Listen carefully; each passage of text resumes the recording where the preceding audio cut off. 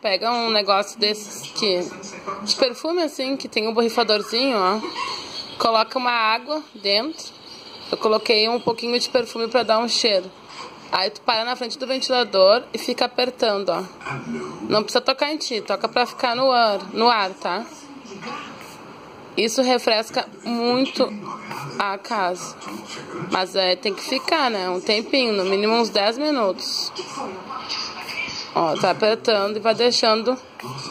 Porque daí esse ar quente que sai do ventilador pega na água, no jatinho, e fica bem gelado o ambiente. Refresca bastante.